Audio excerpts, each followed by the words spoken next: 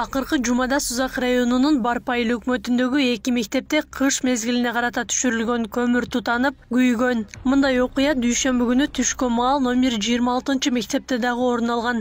Bir ay murda 45 tonna көмүр түшүрүлүп, кампага киргизилген. Көмүрдүн күйүп жатканын мектептеги кызматкерлер байкап, убагында өчүрүп калууга жетишкен. Кызып күйүп жатканын көрүп калып, биз ошол убакта эле дароо айыл өкмөт башчысына билдиргенбиз. Айыл өкмөт башчысына билдирип туруп, айыл өкмөт тарабынан жардам баягыдай трактор келди, погрузчигибиз. Ошол погрузчик келип туруп, анан ошо чыгарганга катуу ошол күнү бардык техникалар жана мугалимдердин жардамы менен баягы көмүрдүн кызып аткан жерлерин дароо чыгардык дагы жайып өчүрүп алдык. Аны өчүрүп атканда ошо суу себеп өчүрдүк. Тендерден утуп алып көмүрдү алып келген тараптагы окуя болгондон кийин мектептен кабар алган. Алар тутануунун себебин көрсөтүп, жайылган көмүрдү каптап берүүнү сунуштаган. Учурда көмүр кайра капталып, мектептин кампасына жыйылып турат. Тендерщиктер келип туруп көрүшүп, өздөрү да көрүшүп, анан кийин келип бизге ушу бул көмүр эми укаланып кеттир, майдаланып кеттир, эми кызып күйүп кеттир. Артында жанагы пескоблок менен урулган, күн кызып, багыдай майдасы бир жерге топтолуп калгандагы ошол жерден багыдай күйүп кеткендигин белгилешти. Көмүрдү багыдай каптап туруп жыйсак, багыдай күйбөйт деп ошонун гарантиясын беришти дагы.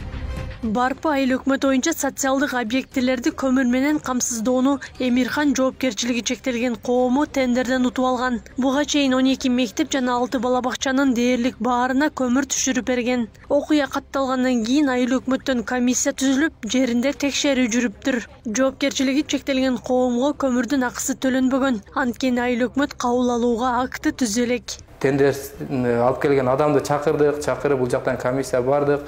Барып туруп көрсөттүк жеринде көрсөткөн эле токтолбостон ага биз эскертүү кагазын жибердик айыл өкмөт тарабынан. Эскертүү кагазы ушул иш чараңызды кайрадан алып келген көмүрүңүздү кайрадан алып кетип, ордуна алып келиңиз деп эскертүүнү бергенбиз. Эскертүүнүн жыйынтыгында аткарбаган болсо биз аны жанагыдай тендер закон мыйзам боюнча жокко чыгарабыз.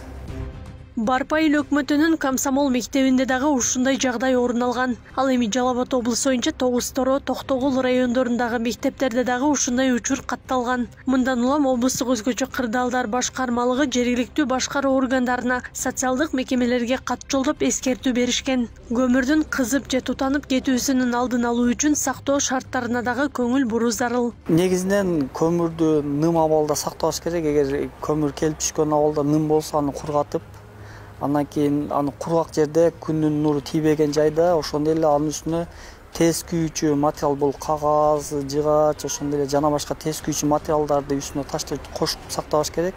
Мындан тышкары эски былтыркы калган көмүрдү быйылкы жаңы көмүр менен дагы кошуп сактабаш керек. Адистердин айтымында тендер аркылуу келген көмүрлөрдүн сапаты начар болуп, айрым учурда ушундай жагдай орун алат. Деген менен өлкө боюнча көмүрдүн сапатын аныктоочу лаборатория бир гана Бишкек жэбинде бар. Мындан улам текшерүүдөн өткөрүлгөн көмүр аз экени айтылып келет. Акылай Карабаева, Турсуналы Нуралиев, Регион.